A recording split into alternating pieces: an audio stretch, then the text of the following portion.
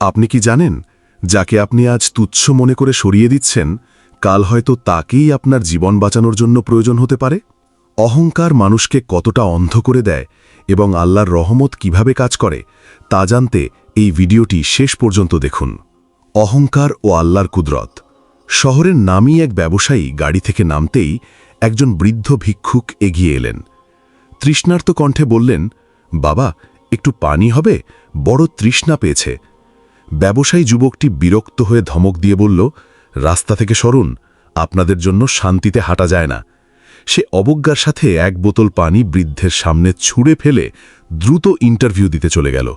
কিছুক্ষণ পর সেই যুবকটি খবর পেল তার ছোট বোন এক ভয়াবহ দুর্ঘটনায় হাসপাতালে ভর্তি। তার জন্য জরুরিভাবে ও নেগেটিভ রক্তের প্রয়োজন, কিন্তু পুরো রক্তদান কেন্দ্র খুঁজেও সেই গ্রুপের রক্ত পাওয়া গেল না।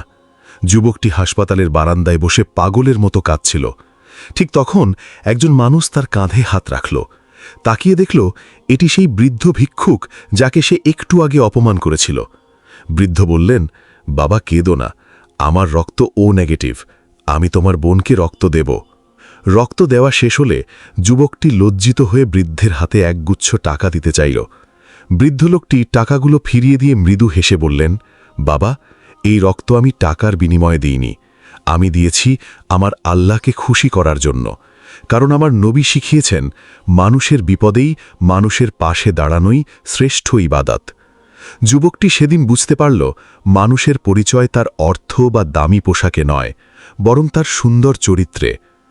গল্পটি থেকে যদি আপনি সামান্যতম শিক্ষা পেয়ে থাকেন, তবে মানুষের প্রতি দয়া করতে শিখুন। আপনার একটি লাইক এবং শেয়ার হয়তো অন্যের জীবন বদলে দিতে পারে। এই বৃদ্ধের মহৎ কাজের জন্য কমেন্টে সুবহানাল্লাহ লিখুন এবং আমাদের এই ছোট পরিবারে যুক্ত হতে চ্যানেলটি এখনই সাবস্ক্রাইব করে রাখুন। আল্লাহ তাআলা সবাইকে বুঝার দান করুক। আমিন।